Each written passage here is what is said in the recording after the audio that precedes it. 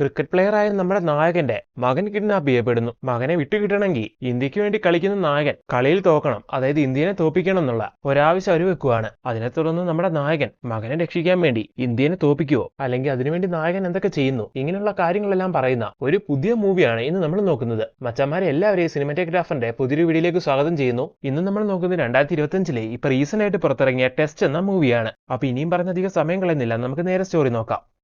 മൂവിയുടെ സ്റ്റാർട്ടിങ്ങിൽ അർജുൻ എന്ന് പറയുന്ന ഒരു ഇന്ത്യൻ ക്രിക്കറ്റ് പ്ലെയറിനെ കാണിക്കുകയാണ്. ഇദ്ദേഹമാണ് നമ്മുടെ മൂവിയിലെ നായകൻ. അർജുൻ ആണെങ്കിൽ ടെസ്റ്റ് മാച്ചിൽ മാത്രമാണ് എപ്പോഴും പ്ലേ ചെയ്യുന്നത്. ഇപ്പൊ അർജുൻ ഉള്ളത് ചെന്നൈയിലെ വീട്ടിലാണ്. വീട്ടിലെ നായകനെ കൂടാതെ നായകന്റെ വൈഫും മകനായ ആദിയുണ്ട്. 2 ദിവസം കഴിഞ്ഞ ഇന്ത്യ പാക് ടെസ്റ്റ് മാച്ച് വരാൻ പോവാണ്. എന്നാൽ കഴിഞ്ഞ കുറച്ച് ടെസ്റ്റ് മാച്ചുകളിലെല്ലാം അർജുന്റെ അനാസ്ഥ കൊണ്ട്, അല്ലെങ്കിൽ അർജുൻ നന്നായിട്ട് കളിക്കാത്തതുകൊണ്ട് ഇന്ത്യ പരാജയപ്പെട്ടിരുന്നു. ഈ ഒരു കാര്യം കൊണ്ട് തന്നെ ഒരുപാട് കുറ്റപ്പെടുത്തലുകളാണ് നായകന് നേരിടേണ്ടി വന്നത്. സോ പറഞ്ഞു വരുന്നത് കരിയറിലെ ഒരു ബാഡ് ആയിട്ടുള്ള സിറ്റുവേഷനിലൂടെയാണ് നമ്മുടെ നായകൻ കടന്നു പോകുന്നതെന്ന്. അങ്ങനെ ഇപ്പൊ നമ്മുടെ നായകനെ കാണിക്കുകയാണ്. നായകന്റെ അടുത്തേക്ക് അവന്റെ മകനായ ആദി വന്ന് പറയുവാണ്, അച്ഛൻ ഇന്ന് എനിക്കൊരു സെലക്ഷൻ ക്യാമ്പ് ഉണ്ട്, അത് കാണാനായിട്ട് അച്ഛൻ വരുമെന്ന്. നായകനെ പോലെ തന്നെ മകനും ക്രിക്കറ്റിനോട് ഭയങ്കര താല്പര്യമായിരുന്നു. അങ്ങനെ സെലക്ഷൻ നടക്കുമ്പോൾ അച്ഛനോട് കാണാൻ വരുമെന്ന് ചോദിക്കുന്ന സമയം, അതായത് നായകനോട് ചോദിക്കുന്ന സമയം നായകൻ പറയുവാണ്, ഇന്നൽപ്പം തിരക്കാണ്, അതുകൊണ്ട് വരാൻ പറ്റില്ല എന്ന്. അങ്ങനെ ആ സീനോടെ കട്ടായ അടുത്ത സീനില് കുമുദം എന്ന് പറയുന്ന നമ്മുടെ നായികനെ കാണിക്കുന്നു. നായിക ഒരു പാവപ്പെട്ട ഫാമിലിയിലുള്ളതാണ്. നായികന്റെ ഭർത്താവിന്റെ പേര് ശരവണൻ എന്നാണ്. ആൾ അബ്രോഡൊക്കെ പോയി പഠിച്ച നല്ല വിദ്യാഭ്യാസം വിവരമുള്ള ഒരു വ്യക്തിയാണ്. നാട്ടിൽ വലിയ മുടക്കുമുതലില് എന്തൊക്കെയോ പ്രൊജക്ടുകളെല്ലാം അയാൾ തുടങ്ങിയിട്ടുണ്ടായിരുന്നു. എന്നാൽ ഗവൺമെന്റ് ഇതുവരെ അപ്രൂവൽ കൊടുക്കാത്തതുകൊണ്ട്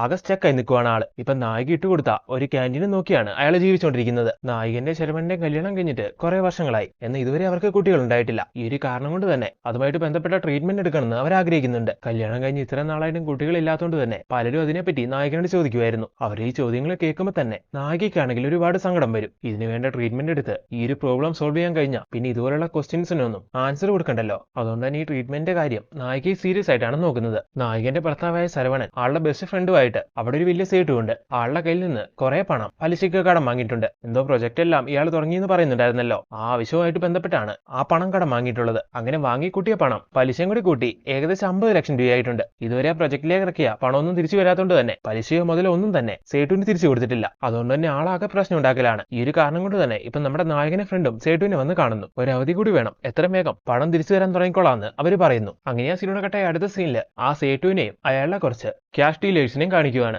അവരിപ്പോ സംസാരിച്ചുകൊണ്ടിരിക്കുന്നത് വരാൻ പോകുന്ന ഇന്ത്യ പാക് ടെസ്റ്റ് മാച്ചിനെ കുറിച്ചിട്ടാണ്. ആ മാച്ചിൽ ഏതെങ്കിലും ഇന്ത്യൻ പ്ലേയേഴ്സിന് പൈസ കൊടുത്ത് അവരെ മറിക്കണം, അങ്ങനെ ഇന്ത്യനെ തോപ്പിച്ച് കളി ചേഞ്ച് ചെയ്യണം എന്നൊക്കെയാണ് അവർ പറഞ്ഞുകൊണ്ടിരിക്കുന്നത്. അതായത് കോഴ കൊടുക്കുന്ന രീതിയിൽ പ്ലേയേഴ്സിനെ വശത്താക്കണമെന്ന്. ഇതേ സമയം ഒരു പോലീസുകാരനെ കാണിക്കുന്നു. ആളിപ്പോ കളി നടക്കാൻ പോകുന്ന സ്റ്റേഡിയത്തിലേക്ക് എത്തിയിരിക്കുകയാണ്. ഇന്ത്യയിൽ ചില ഗ്യാങ്ങുകൾ ഇതുപോലെ പൈസ കൊടുത്ത് പ്ലേയേഴ്സിനെ വിലക്ക് വാങ്ങുന്ന കാര്യങ്ങളെല്ലാം പോലീസ് ഡിപ്പാർട്ട്മെന്റ് അറിഞ്ഞിട്ടുണ്ട്. സോ അതിന്റെ അന്വേഷണവുമായിട്ട് ബന്ധപ്പെട്ടാണ് ഈ പോലീസുകാരൻ ഇങ്ങോട്ട് വന്നിരിക്കുന്നത്. അങ്ങനെ ആ സീനൊക്കെ അടുത്ത സീനില് നായകന്റെ ഭർത്താവായ ശരവണനെ കാണിക്കുന്നു. ആളുകളുടെ ഫ്രണ്ടും കൂടി അവരുണ്ടാക്കിയ പ്രൊജക്ടിനെ പറ്റിയല്ല കുറച്ച് ഗവൺമെന്റ് ഒഫീഷ്യൽസിന് ഡീറ്റെയിൽ ആയിട്ട് പറഞ്ഞു കൊടുത്തുകൊണ്ടിരിക്കുകയാണ്. അങ്ങനെ ആ ഗവൺമെന്റ് ഒഫീഷ്യൽസ് അതിൽ ഇംപ്രസ്ഡ് ആവുകയും പേപ്പേഴ്സ് എല്ലാം ചെക്ക് ചെയ്യുകയും ചെയ്യുന്നു. അങ്ങനെ ആ സീനൊക്കെ അടുത്ത സീനിൽ കാണിക്കുന്നത് ഒരു ഫെർട്ടിലിറ്റി സെന്ററിലേക്ക് എത്തിയ നമ്മുടെ നായികനെയാണ്. കുട്ടികളില്ലാത്ത നമ്മുടെ നായിക ഇങ്ങനെ ഒരു ട്രീറ്റ്മെന്റ് എടുക്കാൻ ആഗ്രഹിക്കുന്നുണ്ടല്ലോ. സോ അതുമായിട്ട് ബന്ധപ്പെട്ട് അതിനെപ്പറ്റിയൊക്കെ ഒന്ന് അന്വേഷിക്കാൻ വേണ്ടിയാണ് നമ്മുടെ നായിക ഇവിടേക്ക് വന്നത്. ഈ സമയം ഇതുപോലെ ട്രീറ്റ്മെന്റ് എടുത്ത് പ്രഗ്നന്റ് ആയ ഒരു ലേഡീനെ നമ്മുടെ നായിക കാണുന്നു. തനിക്കും എത്രയും വേഗം ഇങ്ങനെയാവണമെന്ന് നായിക ആഗ്രഹിക്കുന്നു. അങ്ങനെ ഇപ്പൊ നമ്മുടെ നായിക അവിടുത്തെ ഡോക്ടറെ കണ്ട് സംസാരിക്കുന്നു. അങ്ങനെ ആ സീനോടെ അടുത്ത സീനിൽ കാണിക്കുന്നത് ടെസ്റ്റ് മാച്ചിന്റെ ക്രിക്കറ്റ് കമ്മിറ്റി നായകനോട് സംസാരിക്കുന്നതാണ്. അടുത്തിടെ കഴിഞ്ഞ മാച്ചിലെല്ലാം നായകൻ വളരെ മോശമായിട്ടുള്ള പ്രകടനമാണ് കാഴ്ചവെച്ചതെന്ന് പറയുന്നുണ്ടായിരുന്നല്ലോ. ഈ ഒരു കാരണം കൊണ്ട് തന്നെ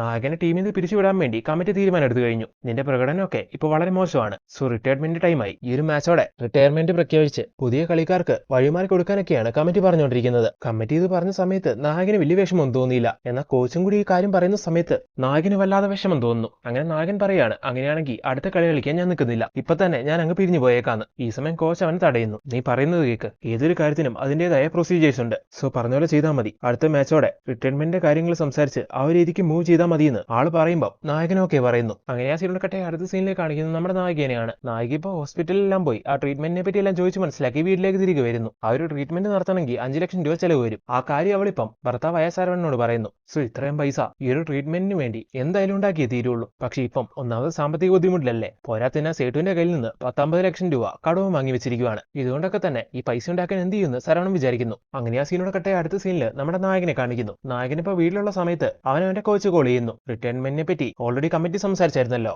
ആ കാര്യം തൽക്കാലം ഇപ്പം ആരോടും പറയാൻ നിൽക്കണ്ട. കാരണം വരാൻ പോകുന്ന ടെസ്റ്റ് മാച്ചിൽ കഴിഞ്ഞ മാച്ചിലൊന്നും നായകൻ നല്ല രീതിയിൽ പെർഫോം ചെയ്യാത്തതുകൊണ്ട് കളിക്കാൻ ഇറക്കുമെന്ന് പോലും ഉറപ്പില്ല. അതുകൊണ്ടാണ് റിട്ടയർമെന്റിന്റെ കാര്യം പുറത്താരോടും പറയണ്ട, ആ വാർത്ത ലീക്കാക്കാൻ പോകണ്ടാന്ന് കോച്ച് പറയുന്നത്. അതിന് നായകനൊക്കെയും പറയുന്നുണ്ട്. എന്നാൽ അവിടുന്ന് 2 ദിവസം കഴിയുന്ന സമയത്ത് ഈ വാർത്തയൊക്കെ എങ്ങനെ ലീക്ക് ആവുന്നു. അങ്ങനെ കാര്യങ്ങൾ അറിയുന്ന പ്രസ് റിപ്പോർട്ടേഴ്സും മീഡിയാസ് എല്ലാം അതിനെപ്പറ്റി ചോദിക്കാൻ വേണ്ടി നായകന്റെ വീട്ടിലേക്ക് വരുന്നു. എന്നാൽ നമ്മുടെ നായകൻ കോച്ചെന്ന് അങ്ങനെ പറഞ്ഞുകൊണ്ട് അതിനോടൊന്നും പ്രതികരിക്കുന്നില്ല. അങ്ങനെ ആ സീനോടെ കട്ടായ അടുത്ത സീനിൽ നമ്മുടെ നായികനെ കാണിക്കുന്നു. നായിക അവിടെ അടുത്തുള്ള ഒരു സ്കൂളിലായിരുന്നു പഠിപ്പിച്ചുകൊണ്ടിരുന്നത്. അവളിപ്പോ സ്കൂളിൽ കൂടെ വർക്ക് ചെയ്യുന്ന ഒരു ടീച്ചറോട് കഴിഞ്ഞ ദിവസം അവൾ ആ ഫെർട്ടിലിറ്റി ഹോസ്പിറ്റലിലേക്ക് പോയ കാര്യങ്ങളെല്ലാം ഷെയർ ചെയ്യുന്നു. ഇതിനൊക്കെ നിന്റെ ഹസ്ബൻഡ് ഓക്കെ ആണോ എന്ന് ആ ടീച്ചർ ചോദിക്കുന്ന സമയം ആളതിനൊക്കെ ഓക്കെയാണ്, എന്നാൽ പൈസന്റെ കാര്യത്തിലാണ് കുറച്ച് കൺഫ്യൂഷൻസ് എന്ന് നായിക പറയുന്നു. അങ്ങനെ ആ സീനോടെ കട്ടായി അതേ സ്കൂളിൽ പഠിച്ചുകൊണ്ടിരിക്കുന്ന നമ്മുടെ നായകന്റെ മകനായ ആദിയെ കാണിക്കുന്നു. അവനിപ്പോ പ്ലേ ഗ്രൗണ്ടിൽ നിൽക്കുന്ന സമയം കൂടെ പഠിച്ചുകൊണ്ടിരിക്കുന്ന കുറച്ച് കുട്ടികൾ വന്നിട്ട് ആദിന്റെ അച്ഛൻ അതായത് നായകൻ കഴിഞ്ഞ ക്രിക്കറ്റ് മാച്ചിലൊന്നും ശരിക്കും കളിക്കാത്തതുകൊണ്ട് ആ കാര്യവും പറഞ്ഞുകൊണ്ട് അവനെ കളിയാക്കുകയോ അവനുമായിട്ട് വഴക്കുണ്ടാക്കുകയൊക്കെ ചെയ്യുന്നു. ഈ സമയം കറക്റ്റ് ഇത് കണ്ടുകൊണ്ട് നമ്മുടെ നായിക അവിടേക്ക് വരുന്നു. അങ്ങനെ നായികയാണ് അവിടുന്ന് അവനെ സേവ് ചെയ്ത് കൊണ്ടുവന്നത്. അതിന് ഈവനിങ് ആദി ടീച്ചറായ നായകന്റെ അടുത്ത് എന്ന് അവരോട് നന്ദി പറയുന്നു. ശരിക്കും നമ്മുടെ നായികയും അർജുൻ എന്ന് പറയുന്ന നമ്മുടെ നായകനും ചൈൽഡ്ഹുഡ് ഫ്രണ്ട്സ് ആയിരുന്നു.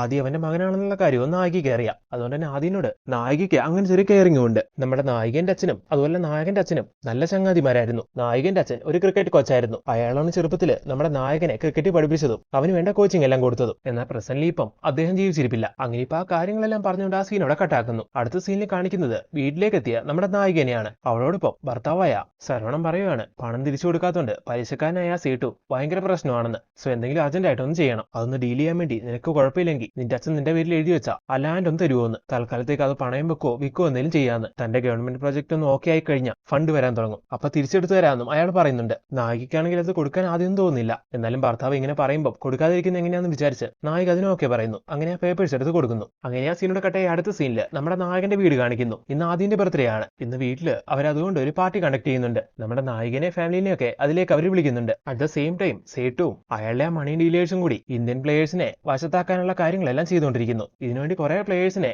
അവർ അപ്രോച്ച് ചെയ്തിട്ടുണ്ടായിരുന്നു. എന്നാൽ ആരും അതിന് വഴങ്ങുന്നില്ല. അറ്റ് ദ സെയിം ടൈം പോലീസുകാരാണെങ്കിൽ ഈ ഒരു കാര്യത്തിനെ പറ്റി അറിഞ്ഞിട്ട് അവരുടേതായ അന്വേഷണം നടത്തിക്കൊണ്ടിരിപ്പുണ്ട്. അങ്ങനെ ആ സീനോടെ കട്ടായ അടുത്ത സീനിൽ ആദ്യന്റെ ബർത്ത്ഡേ സെലിബ്രേഷൻ കാണിക്കുന്നു. അതിലേക്ക് നായകനെയൊക്കെ ക്ഷണിക്കുന്നുണ്ടെന്ന് പറയുന്നുണ്ടായിരുന്നല്ലോ. അങ്ങനെ ഇപ്പൊ നായിക ഫാമിലി അവിടേക്ക് വരുന്നുണ്ട്. ഈ സമയം നമ്മുടെ നായിക അർജുന് തന്റെ ഭർത്താവായ സരവണ്ണനെ പരിചയപ്പെടുത്തി കൊടുക്കുന്നു. ഭർത്താവ് എന്ത് ചെയ്യുന്നു എന്ന് അർജുൻ ചോദിക്കുന്ന സമയം ഇപ്പത്തെ കഷ്ടപ്പാടൊക്കെ പറഞ്ഞ് ചുമ്മാ അവരുടെ മുമ്പിൽ നാണം കണ്ടാന്ന് വിചാരിച്ച് ഭർത്താവ് ഇപ്പൊ ഒരു ക്യാൻറ്റീൻ നടത്തിക്കൊണ്ട് പോവാണെന്നൊക്കെ നായിക പറയുന്നു. അങ്ങനെ അതെല്ലാം കഴിഞ്ഞ് നായികയും ഭർത്താവും കൂടി അവിടെ നിന്ന് തിരിച്ചു പോവാണ്. അങ്ങനെ പോയിക്കൊണ്ടിരിക്കുന്ന സമയത്ത് സർവണം പറയുന്നുണ്ട് അർജുനെ കണ്ടില്ലേ, ഉള്ളവർക്ക് ദൈവം വാരിക്കോരി കൊടുക്കുന്നു, ഇല്ലാത്തവർക്കൊന്നുമില്ല നമ്മളെ പോലെ. ഇത് കേൾക്കുന്ന നായിക എല്ലാം ശരിയാവുമെന്നും പറഞ്ഞ് ഭർത്താവിനെ സമാധാനിപ്പിക്കുന്നു. അങ്ങനെ ആ സീനോടെ കട്ടായ അടുത്ത ദിവസം സേട്ടുവിന്റെ ആൾക്കാർ വന്ന് വീണ്ടും നായികന്റെ ഭർത്താവുമായിട്ട് പ്രശ്നം ഉണ്ടാക്കുന്നു. സ്ഥലം വിൽക്കുകയോ പണയം വെക്കുകയും ചെയ്ത് കാര്യങ്ങൾ ഡീൽ ചെയ്യാന്നല്ലേ അവർ പ്ലാൻ ചെയ്തുകൊണ്ടിരുന്നത്. നായിക അതിന്റെ ഡോക്യുമെന്റ്സ് എല്ലാം കൊടുത്തുകൊണ്ട് ഇപ്പൊ അത് പണയം വെക്കാൻ വേണ്ടി ഒരു സ്ഥലത്തേക്ക് നായകന്റെ ഭർത്താവ് ചെല്ലുന്നു. അവിടെ ചെന്ന് ആ ഡോക്യുമെന്റ്സ് എല്ലാം കൊടുക്കുന്ന സമയത്ത് അത് ചെക്ക് ചെയ്യുമ്പോഴാണ് അറിയുന്നത് അത് പെട്ടെന്ന് പണയം വെക്കാനോ വിൽക്കാനോ കഴിയില്ല എന്ന്. ആ രീതിക്കാണ് നായകന്റെ അച്ഛൻ ആ ഡോക്യുമെന്റ്സ് ഇവരുടെ പേരിൽ എഴുതി വെച്ചിരിക്കുന്നത്. ശരവണ്ണന്റെ മുമ്പിൽ ആകെ ഉണ്ടായിരുന്ന ഒരു വഴി ഇതായിരുന്നു. അങ്ങനെ ഇപ്പൊ അതും അടഞ്ഞുപോയി. ഇനി എന്ത് ചെയ്യുമെന്ന് ശരവണ്ണൻ ആലോചിക്കുന്നു.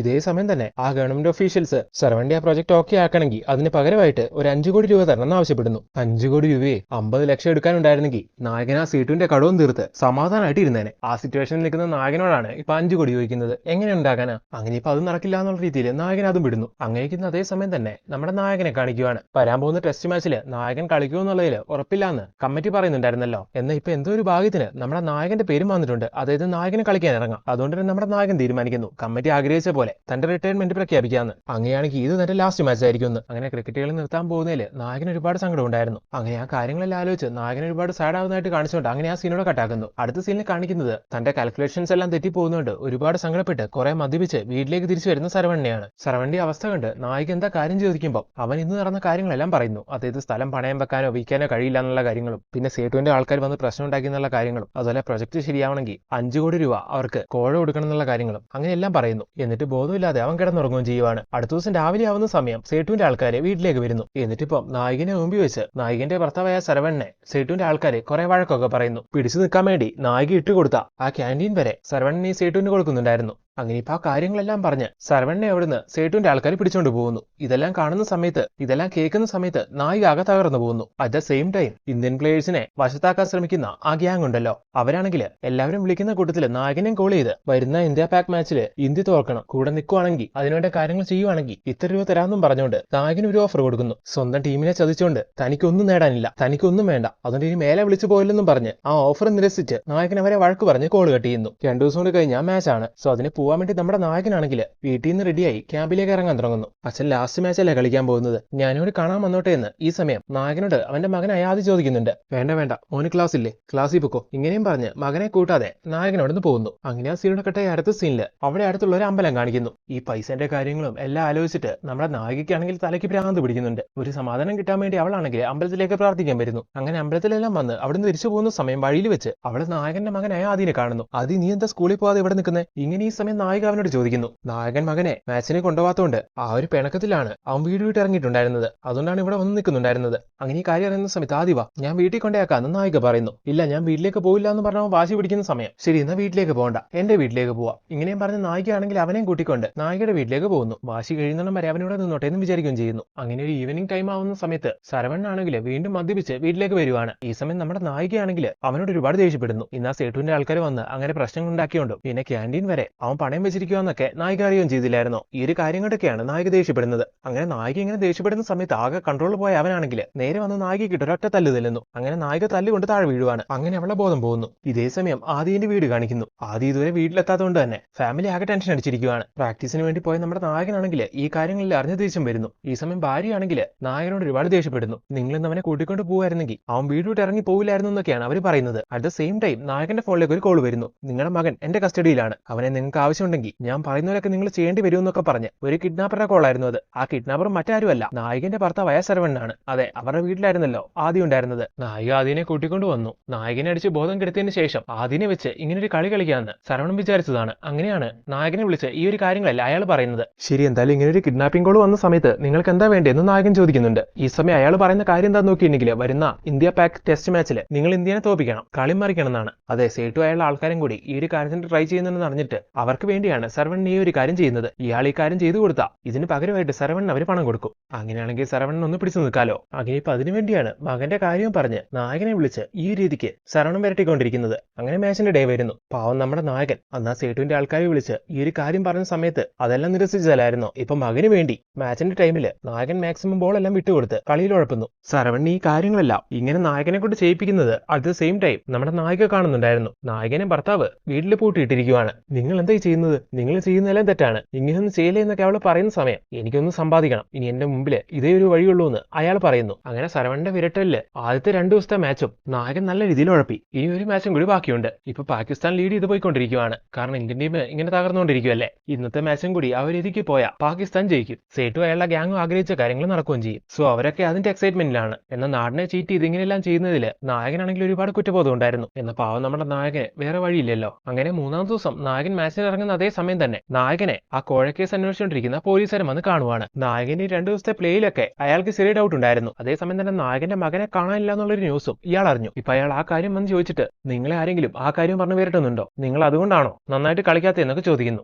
നിങ്ങൾ പറയുന്നതിലൊന്നുമില്ല, പിന്നെ എന്റെ മകൻ അവൻ വീട്ടിലുണ്ട്, അവന് കുഴപ്പമൊന്നുമില്ല എന്നും നായകൻ എന്നാണ് പറയുന്നു. ഈ കാര്യങ്ങളൊക്കെ പോലീസുകാർ അറിഞ്ഞു എന്നറിഞ്ഞ കിഡ്നാപ്പേഴ്സ് മകൻ എന്തെങ്കിലും ചെയ്യുമെന്നുള്ള പേടി കൊണ്ടാണ് നായകൻ ഇങ്ങനെയെല്ലാം സംസാരിക്കുന്നത്. ഈ കാര്യങ്ങൾ എല്ലാവരും ഇന്ന് ഹൈഡ് ചെയ്യുന്നത്. അങ്ങനെ സീനോട് കട്ടായ അടുത്ത സീനില് ശരവണ്ണയാണ് കാണിക്കുന്നത്. നായകനെ കൊണ്ട് ഈ കാര്യം ചെയ്യിപ്പിക്കുന്നതിലൂടെ അയാൾ സേട്ടുവിന് കൊടുക്കാനുള്ള 50 ലക്ഷം രൂപ അയാൾ എഴുതി തള്ളും. ഇനി ബാക്കിയുള്ളത് അവരുടെ ഫെർട്ടിലിറ്റി ട്രീറ്റ്മെന്റിന് വേണ്ടിയുള്ള 5 ലക്ഷം രൂപയാണ്. അത് നായകന്റെ കയ്യിൽ നിന്ന് ഒപ്പിക്കാന്ന് ശരവണൻ പ്ലാൻ ചെയ്യുന്നു. അങ്ങനെ 5 ലക്ഷം രൂപയാണെന്ന് നായകനെ വിളിച്ച് അയാൾ പറയുന്നുണ്ട്. നായകൻ കൊടുക്കാന്നും പറയുന്നു. ഇതേ സമയം നായകനെ കാണിക്കുവാണ്. നായകനെ ശരവണ്ണൻ ഒരു മുറിയിൽ പൂട്ടിയിട്ടിരിക്കുകയാണെന്ന് പറയുന്നുണ്ടായിരുന്നല്ലോ. അവളിപ്പോ അവിടുന്ന് എങ്ങനെയോ പുറത്തിറങ്ങുന്നു. ഈ സമയം അവൾ കാണുന്ന കാഴ്ച എന്താന്ന് നോക്കിയിട്ടുണ്ടെങ്കിൽ നായകന്റെ മകനെ, അതായത് ആദീനെ അവിടെ ഒരു കട്ടില് ശരവണൻ കെട്ടി വെച്ചിരിക്കുവാണ്. കണ്ടില്ലേ, വളരെ പാവമായിരുന്ന ശരവണൻ കാശിന് വേണ്ടി അയാളുടെ സിറ്റുവേഷൻ കൊണ്ട് ഇങ്ങനൊരു വില്ലനായി മാറി. ആ ചെറിയ കുട്ടിയോട് വരെ ഇങ്ങനത്തെ ക്രൂരതകൾ ചെയ്യുന്നു. അങ്ങനെ ഇപ്പൊ ആദിനെ കെട്ടിവെച്ചിരിക്കുന്നത് കണ്ടിട്ട് നമ്മുടെ നായിക അവിടേക്ക് എത്തി. അവനോട് കുഴപ്പമൊന്നുമില്ല, മോൻ പേടിക്കണ്ടെന്നൊക്കെ പറഞ്ഞ് അവനെ സമാധാനിപ്പിക്കുന്നു. അതിനുശേഷം നായിക നിന്ന് ശരവണനോട് സംസാരിക്കുവാണ്. ഇങ്ങനൊന്നും ചെയ്യരുത്, ഇതൊക്കെ തെറ്റാണ്, ഞാൻ പറയുന്നത് ദയവ് ഇതൊന്നും കേക്ക്, ഇതൊക്കെ നമുക്ക് നിർത്താന്നൊക്കെ അവൾ പറയുന്ന സമയം നീ ഇങ്ങനെ പേടിക്കല്ലേ, എല്ലാം നമ്മുടെ നല്ല ജീവിതത്തിന് വേണ്ടിയാണ്,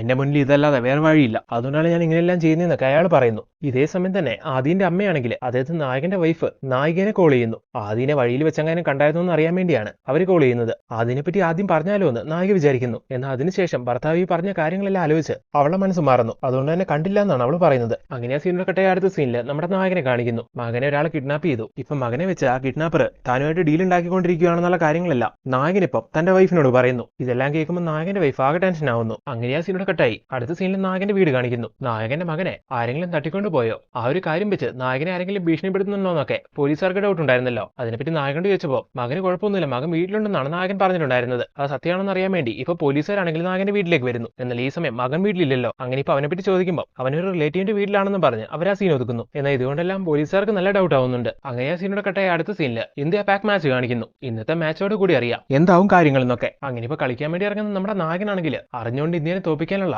ആ ഒരു മടി കൊണ്ട് കളിക്കിടയിൽ ഇഞ്ചുറി വരുത്തി സബ്സ്റ്റിറ്റ്യൂട്ടിനെ ഇറക്കി തിരിച്ചു കയറുന്നു. അങ്ങനെ നായകൻ മാറി നിന്നെങ്കിലും ടീം മെമ്പേഴ്സ് എല്ലാം നല്ല രീതിയിൽ കളിക്കുന്നുണ്ട്. ഇവരെല്ലാരും ഇങ്ങനെ നന്നായിട്ട് കളിച്ചാൽ കാര്യങ്ങളെല്ലാം നേരെ ഉൾട്ടയാവും. അതായത് ഇന്ത്യ ജയിക്കും. അതുകൊണ്ട് സേട്ടു ആണെങ്കിൽ ശരവണനെ വിളിച്ച് കാര്യങ്ങൾ നമ്മൾ വിചാരിക്കുന്നല്ല നടക്കുന്നില്ല, അതുകൊണ്ട് അർജുനെ വീണ്ടും ഗ്രൗണ്ടിലേക്ക് ഇറക്ക്, അവനെ വെച്ച് തന്നെ നമുക്ക് ഈ കളി തോപ്പിക്കാൻ കഴിയുള്ളൂ എന്ന് അവർ പറയുകയും ചെയ്യുന്നു. അങ്ങനെ ശരവണനാണെങ്കിൽ നേരെ നായകനെ വിളിക്കുന്നു, ഈ കാര്യങ്ങൾ പറയുന്നു. അങ്ങനെ ഇപ്പൊ വേറെ നിവൃത്തിയില്ലാതെ ഇതിൽ നിന്ന് ഒഴിഞ്ഞു മാറി നായകൻ വീണ്ടും ഗ്രൗണ്ടിലേക്ക് വരുന്നു. അങ്ങനെ സബ്സ്റ്റിറ്റ്യൂഷൻ പിൻവലിച്ച് നായകൻ വീണ്ടും കളിക്കാൻ വേണ്ടി ഇറങ്ങുന്നു. നായകന്റെ മൈൻഡില് ഇന്ത്യ എന്നുള്ള വികാരമുണ്ട്, അതുപോലെ മകന്റെ ജീവൻ രക്ഷിക്കുക എന്നുള്ള കാര്യമുണ്ട്. അങ്ങനെ ഇപ്പൊ നായകൻ ഒന്ന് ആലോചിക്കുന്നു, ഇവിടെ തന്റെ മകനാണോ തന്റെ നാടാണോ തനിക്ക് വലുതെന്ന്. അങ്ങനെ നായകൻ തീരുമാനിക്കുന്നു മകനെ എങ്ങനെയെങ്കിലും രക്ഷപ്പെടുത്താം, നാടിനെ വിട്ടുകൊടുത്തുകൂടാന്ന്. അങ്ങനെ നായകൻ നന്നായിട്ട് പ്ലേ ചെയ്യാൻ തുടങ്ങുന്നു. അങ്ങനെ നല്ല രീതിയിൽ ബാറ്റ് ചെയ്ത് നായകൻ ഇന്ത്യനെ വിജയിപ്പിക്കുകയാണ്. ഇത് കാണുന്ന സമയത്ത് ശരവണനാണെങ്കിൽ ആകെ ദേഷ്യം വരുന്നു. ഇന്ത്യ ജയിച്ചുകൊണ്ട് തന്നെ വിചാരിച്ച കാര്യങ്ങളൊന്നും നടക്കാൻ പോകുന്നില്ല. ആകെ ദേഷ്യം വന്ന ശരവണൻ അങ്ങനെ ആദ്യനെ കൊല്ലാനുള്ള ദേഷ്യത്തിൽ അവന്റെ അടുത്തേക്ക് പോവാണ്. ഈ സമയം ഇത് കാണുന്ന നായിക ഭർത്താവിനെ തടയാൻ ഒരുപാട് ശ്രമിക്കുന്നുണ്ടെങ്കിലും അതിന് അവൾക്ക് കഴിയുന്നില്ല. അങ്ങനെ വേറെ നിവൃത്തിയില്ലാതെ അവൾ അവനെ തലക്കടിച്ച് വീഴ്ത്തുന്നു. പറയുന്നൊന്നും കേൾക്കാതെ ഭർത്താവ് ഒരു സൈക്കോനെ പോലെ പ്രവർത്തിക്കുമ്പോൾ അല്ലെങ്കിൽ ഇങ്ങനെ പെരുമാറുമ്പോൾ പാവം നമ്മുടെ നായിക മറ്റെന്ത് ചെയ്യാനാണ്. അങ്ങനെ വേറെ നിവൃത്തിയില്ലാതെ ആദ്യന്റെ ജീവൻ രക്ഷിക്കാൻ വേണ്ടിയാണ് നായിക ഇങ്ങനെ ചെയ്യുന്നത്. അങ്ങനെ നായിക തലക്കടിച്ച് വീഴ്ത്തുമ്പോൾ നല്ല ഇഞ്ചുറി പറ്റി ശരവണൻ മരിക്കുന്നു. കുറച്ചേരം കഴിഞ്ഞ് അവളെ ഈ കാര്യങ്ങളെല്ലാം പോലീസിനെ അറിയിക്കുന്നു. അങ്ങനെ പോലീസ് വന്ന് ആദ്യം അവിടെ നിന്ന് റിക്കവർ ചെയ്യുന്നു. ഇതേസമയം നാട് മുഴുവൻ ഇന്ത്യയുടെ വിജയം ആഘോഷിച്ചുകൊണ്ടിരിക്കുകയാണ്. എന്നാൽ നമ്മുടെ നായകന്റെ മുഖത്ത് സങ്കടമായിരുന്നു. തന്റെ മകൻ എന്ത് സംഭവിക്കും എന്നുള്ള ആ ഒരു ഭയവും. അപ്പോഴാണ് നായകന്റെ മകനെ പോലീസ് കണ്ടെത്തി ഇന്ന കാര്യങ്ങളായിരുന്നു നടന്നെന്നുള്ള കാര്യങ്ങളെല്ലാം നായകൻ അറിയുന്നത്. അങ്ങനെ മകനെ തിരിച്ചിട്ടിയെന്ന് അറിയുമ്പോൾ നായകൻ സന്തോഷിക്കുന്നു. ഇതേ സമയം തന്നെ ന്യൂസിലാണെങ്കിൽ സർവണന്റെ പ്രൊജക്ട് ഗംഭീരമായതുകൊണ്ട് തന്നെ അതിന് ഗവൺമെന്റ് അപ്രൂവ് കൊടുത്തു. ഇനി അത് നടപ്പിലാവും എന്നുള്ള ന്യൂസും വരുന്നു. സർവണൻ ആഗ്രഹിച്ച ഒരു വലിയ കാര്യമായിരുന്നു അത്. എന്ന് ഇന്നത് നടപ്പിലായപ്പോൾ അത് കാണാൻ സർവണനില്ല. കാരണം സർവണൻ മരിച്ചു പോയില്ലേ. സർവണൻ കുറച്ചാളും കൂടി ഒന്ന് വെയിറ്റ് ചെയ്യുമായിരുന്നെങ്കിൽ, ആ സേട്ടുവിന്റെ വാക്കും കേട്ട് ചാടി പുറപ്പെട്ടില്ലായിരുന്നെങ്കിൽ ഇന്ന് ഈ വിജയം സർവണനും ആഘോഷിക്കായിരുന്നു. അങ്ങനെ എന്തായാലും ഇത്തരത്തിലുള്ള ഒരു എൻഡിങ് കാണിച്ചുകൊണ്ടാണ് ഈ ഒരു മൂവി അവസാനിപ്പിക്കുന്നത്. അപ്പം മച്ചാന്മാരെ എങ്ങനെയുണ്ടായിരുന്നു ഈ മൂവി? നിങ്ങൾക്ക് എല്ലാവർക്കും ഈ മൂവി ഇഷ്ടമായോ? നിങ്ങൾക്ക് എല്ലാവർക്കും ഈ മൂവി ഇഷ്ടമായിട്ടുണ്ടെങ്കിൽ തീർച്ചയായിട്ടും ഞങ്ങളുടെ ചാനൽ സബ്സ്ക്രൈബ് ചെയ്ത് ഞങ്ങളെ സപ്പോർട്ട് ചെയ്ത് കൂടെ നിൽക്കണം. പിന്നെ ഇതുപോലുള്ള പുതിയ പുതിയ വീഡിയോസ് കിട്ടാൻ ഇപ്പൊ തന്നെ ബെല്ലൈക്കൺ എനേബിൾ ചെയ്ത് നോട്ടിഫിക്കേഷൻസ് കൂടി സെറ്റ് ചെയ്ത് വെക്കുക. അപ്പോൾ അടുത്ത വീഡിയോയിൽ കാണാം. Thank you so much for watching this video.